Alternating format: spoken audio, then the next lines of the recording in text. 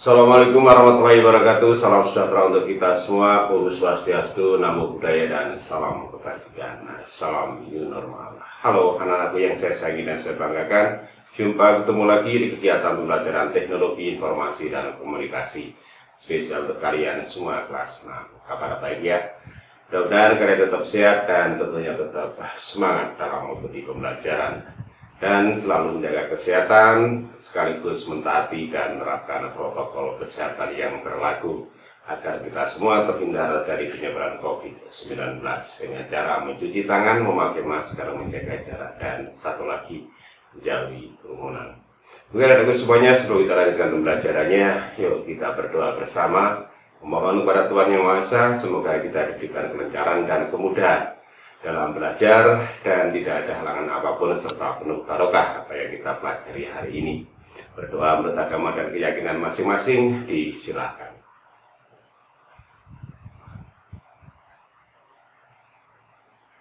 Amin. Berdoa selesai. Oke, anak-anak semuanya, kita lanjutkan pembelajarannya. Kalau di pembelajarannya kemarin kalian telah selesai dan mengerjakan latihan tentang kerataan atau alignment dalam membuat tabel. Kalian sudah mahir dan tugas sudah terkumpulkan, meskipun ada beberapa yang masih belum. Sekarang kita lanjutkan di bab 4. Coba kalian buka modul kalian halaman 20. Di situ ada bab 4 yaitu formula atau rumus. Nah, kita akan mempelajari dua hal. Yang pertama adalah rumus dan yang kedua adalah tentang fungsi. Nah, tentunya tentang rumus kalian sudah paham, bisa saja seperti rumus penghitungan. Rumus penghitungan atau rumus penjumlahan. Di dalam menjumlahkan kita akan menggunakan contoh misalnya A plus B sama dengan C dan seterusnya. 1 tambah 1 sama dengan 2, 2 tambah 2 sama dengan 4 dan seterusnya. Itu adalah disebut dengan menggunakan rumus. Tentunya dengan menghitung kita selalu menggunakan dan memfungsikan tanda-tanda operator penghitungan, misalnya plus untuk penjumlahan, tanda bintang untuk perkalian kalau kita menggunakan program Microsoft Excel, kemudian tanda slash atau garis miring untuk pembagian dan tanda minus untuk pengurangan. Itu kalau kita menggunakan rumus dalam waktu pada saat kita melakukan penghitungan, misalnya dalam penghitungan penjumlahan. Nah, untuk mempersingkat kita menggunakan rumus, karena di dalam Microsoft Excel kita sering melakukan penghitungan data yang cukup banyak. Misalnya penjumlahan, misalnya ada sekian atau 100 data yang kita jumlah, maka kalau kita menggunakan rumus akan sedikit kesulitan dan memakan waktu. Maka untuk mempermudahnya ada satu fasilitas dari Microsoft Excel yang disebut dengan menggunakan fungsi. Kalau rumus sudah sering menggunakan ya 1 tambah 1 atau A plus B atau A1 plus B1. Kemudian A2 plus B2, nah itu adalah menggunakan rumus. Nah, kita akan coba belajar menggunakan fungsi. Apa sih yang disebut dengan fungsi? Di halaman 20, kalian telah atau bisa membaca di situ, fungsi adalah rumus dalam Microsoft Excel yang sudah terdefinisikan, sudah dibuat sedemikian rupa sehingga rumus tersebut menjadi singkat, itulah disebut dengan fungsi. Nah, yang kita pelajari hari ini, kita akan belajar tentang pertama adalah fungsi statistikal atau fungsi statistik, dan nanti kita akan belajar dengan fungsi logika. Nah, untuk awalnya kita akan belajar fungsi statistikal dulu atau fungsi statistik. Masih dibagi beberapa macam lagi, fungsi statistikal itu ada beberapa macam, biasanya adalah fungsi sum. Dan ada fungsi average, ada fungsi min, ada fungsi max, kemudian ada fungsi median dan lain-lain. Nah, kita sementara akan belajar fungsi itu tentang fungsi sum. Apa sih fungsi sum? Itu fungsi sum tulisannya adalah SUM, ibadah sum. Fungsinya adalah atau berguna untuk melakukan penjumlahan data secara otomatis. Jadi misalnya kalau kita punya data dari penjumlahan dari sebuah tabel, kita tidak perlu memberikan rumus, misalnya A1 ditambah B1, kemudian A2 ditambah B2, atau di bawahnya lagi kita punya data yang cukup banyak, misalnya datanya ada 100 misalnya. Angka 1 sampai 100 kita jumlah, tidak perlu 1 tambah 1, 2 tambah 2, 3 tambah 3, kemudian hasilnya tidak cukup, kita menggunakan fungsi sum. Nah, untuk lebih jelasnya, kalau kita hanya mendengarkan penjelasan dari Pak Ruh saja, tentunya akan bingung. Itu yuk kita menuju ruang pembelajaran untuk belajar bagaimana kita menggunakan contoh fungsi atau rumus yang telah terdefinisikan. Oke, go, Timon. Oke, kita sudah sampai di ruang belajar atau ruang pembelajaran. Kita siapkan perangkat yang kita butuhkan, tentunya laptop, komputer, atau juga handphone yang menggunakan handphone, dan juga jangan lupa kita buka program Microsoft Excel kita. Ya, buka lembar kerja baru dulu ya, workbook atau blank workbook. Nah, seperti yang disampaikan tadi di ruang utama, bahwa kita akan belajar tentang atau mengenal rumus dan fungsi. Yang pertama kita akan menggunakan fungsi statistical yang berupa atau fungsi statistical yang berhubungan dengan penjumlahan, yaitu menghitung jumlah. Oke, untuk membedakan antara rumus dan fungsi, kita akan coba dulu dengan data. Bagaimana sih yang disebut dengan rumus? Coba kalian kalau sudah siap dengan program Microsoft Excel kalian, silakan buka dan ikuti apa yang Pak Rudi ketikkan atau inputkan data yang ada. Oke ya.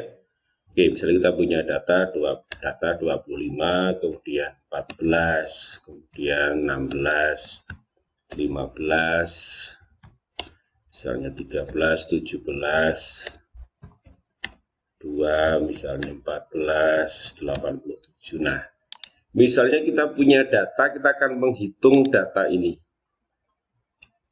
Nah, kalau kita menggunakan rumus penjumlahan untuk menjumlahkan data ini, data seluruhnya ini, kan rumusnya kalau kita menggunakan rumus seperti ini. Ingat, setiap kali kita mengetikkan atau membuat rumus selalu diawali dengan tanda sama dengan. Kalau di program Microsoft Excel. Kalau di matematika, angkanya dulu, baru tanda operasionalnya, angka lagi baru sama dengan. Kalau di Microsoft Excel diawali dulu dengan tanda sama dengan. Nah, kita ini rumus dulu.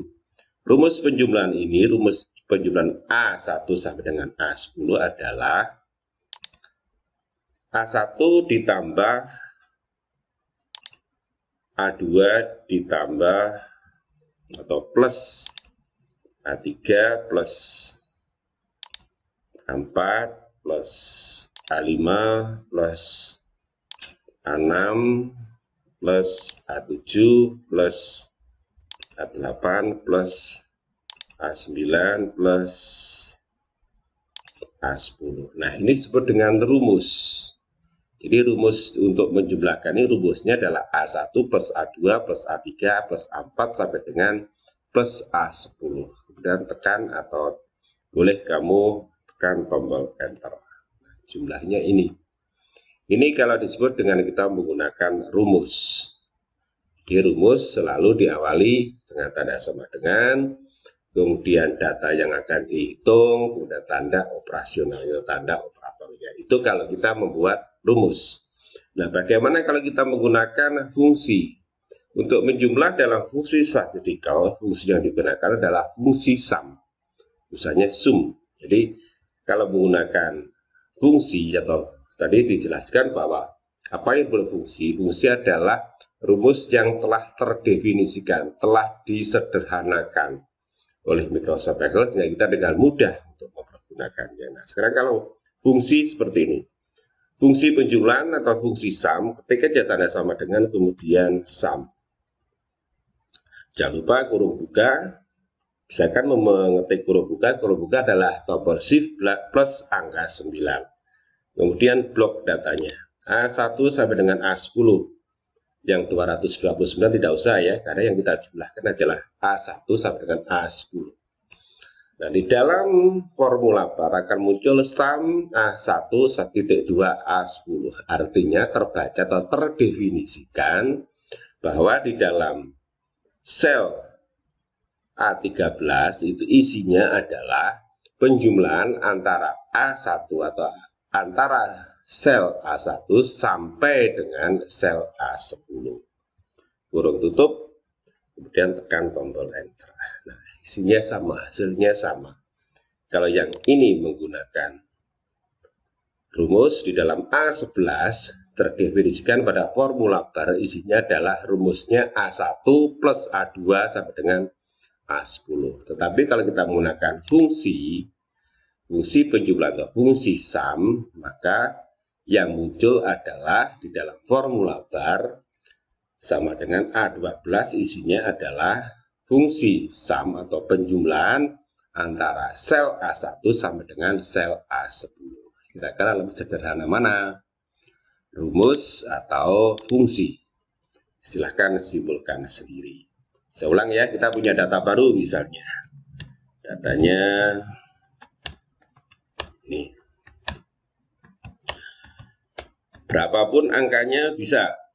Pastinya karena Microsoft Excel memang untuk mengolah angka. Sampai A10 aja ya. Nah, sekarang kita balik. Kita menggunakan fungsi dulu. Fungsi penjumlahan adalah fungsi sum. Kurung buka. Mengetik sum, bagaimana pengetikannya? Apakah boleh huruf besar semua? Apakah huruf kecil semua? Apakah diawali dengan huruf besar? Terserah. Yang penting terbaca sum. Nah, kalau kita menggunakan fungsi penjumlahan. Jadi nanti di formula bar akan muncul terbaca, terdefinisikan, menjumlahkan antara C1 sampai dengan C10. Berapa hasilnya? Tekan tombol enter. 422. Bagaimana menentukan rumus? Apakah sama? Kita cek ulang. Kalau menggunakan rumus berarti di sini adalah C1 ditambah C2 ditambah C3 ditambah C4 ditambah C5 ditambah C6 ditambah C7 ditambah C8 ditambah C9 ditambah C10. Kurung tutup. Tidak usah tutup, tidak apa ya. Ini sudah sesuai, tinggal klik atau tekan tombol enter saja. Apakah hasilnya sama dengan kalau kita menggunakan sum? Kita cek, ternyata hasilnya sama. Nah, untuk itu silahkan coba kalian bisa membuat kesimpulan. Kira-kira untuk mempercepat pekerjaan kita, apakah kita menggunakan rumus ataukah kita menggunakan fungsi? Silakan kalian disimpulkan sendiri. Oke ya, kalau sudah silahkan kalian mencoba, boleh dengan datanya sendiri, boleh dengan data yang baru diketik ini. Kalau sudah, jangan lupa simak semua videonya mulai awal sampai dengan akhir untuk mendapatkan arahan dalam mengerjakan latihan dan tugas. Oke, kita kembali ke ruang utama. Nah, anak-anakku semuanya tadi ya penjelasan pertama tentang fungsi sum. Nanti untuk pertemuan lanjutnya kita akan menggunakan fungsi yang lain.